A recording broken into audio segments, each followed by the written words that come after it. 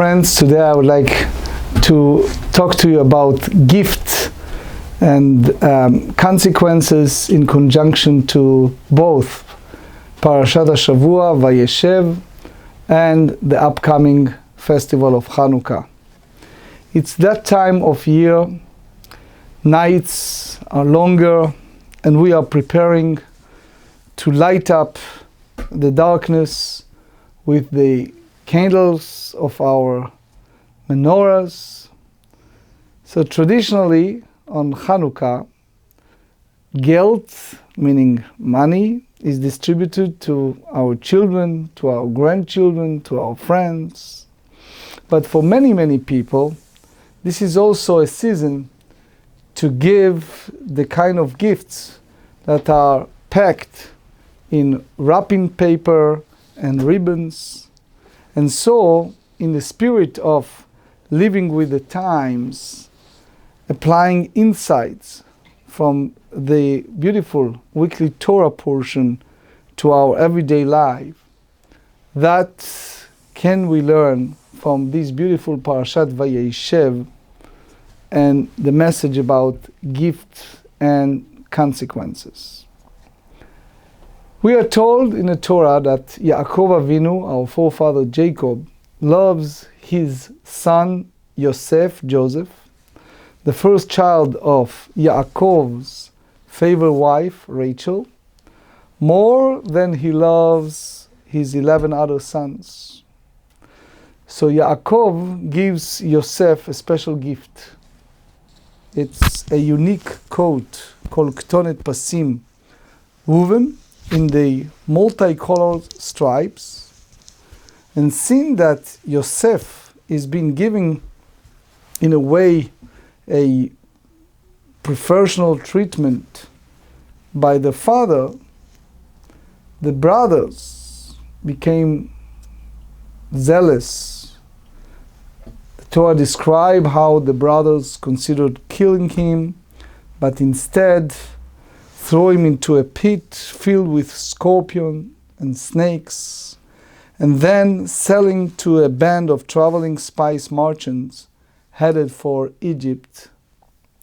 In due time, Yosef becomes a servant in the household of Pharaoh's highest officer, and gradually, after a long period of time, especially a jail time, he raises to a position of power, setting a stage for a historic chain of events to unfold when his brothers come to Egypt to find food and decide to settle there.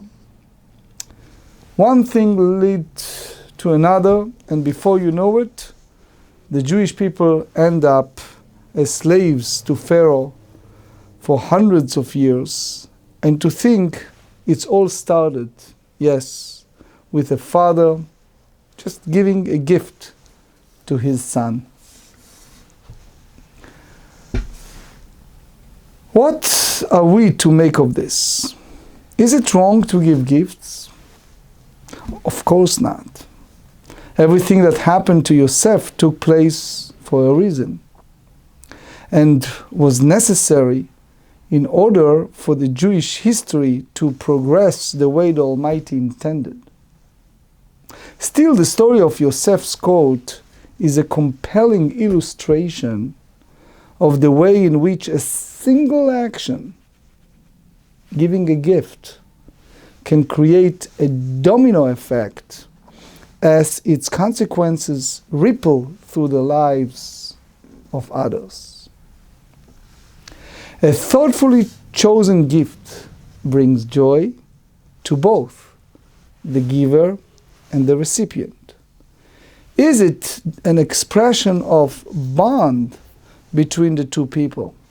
But the gift giving is a privilege and a responsibility.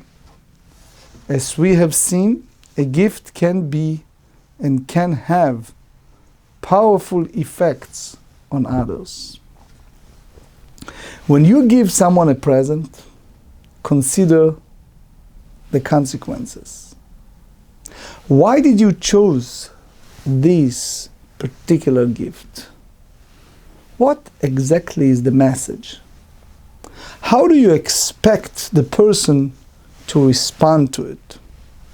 Will your gift be really appreciated? Will it cause jealousy or divisiveness among siblings or friends? Or will it bring a feeling of closeness and unity? Is it purely materialistic? Does it have educational or spiritual significance and a deeper, more lasting value? In our consumer-oriented society, giving holiday gifts has a way of taking on a life of its own. What is meant to be a pleasure often becomes a shopping frenzy instead. Today we have more choices of merchandise than ever. Our mailboxes are staffed with a new batch of catalogs every day.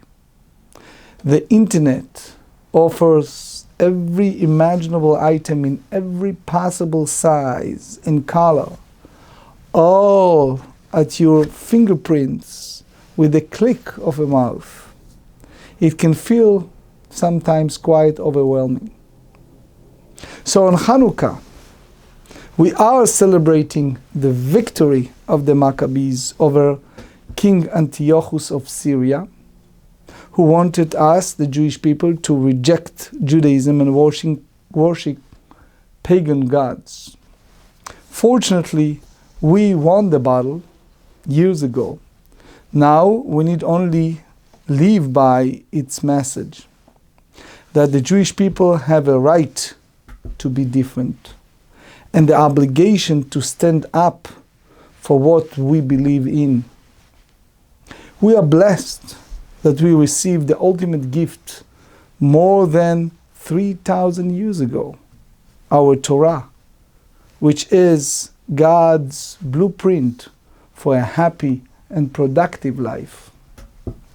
If we choose to give gifts, we can do so consciously and meaningfully. We can take a cue from the story of Yosef and strive to avoid causing jealousy by giving affordable gifts, giving sensitively, and refraining from flaunting the gifts we receive. We may give gifts that reflect who we are as Jews. Additionally, we can give of ourselves and our time. Furthermore, we can emphasize traditional aspects of the holiday other than gift giving, the candles, the dreidels, even the latkes and donuts, and keep the focus of Hanukkah on our families, our friends, and our freedom.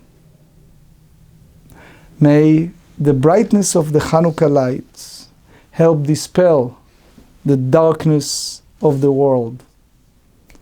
Shabbat Shalom.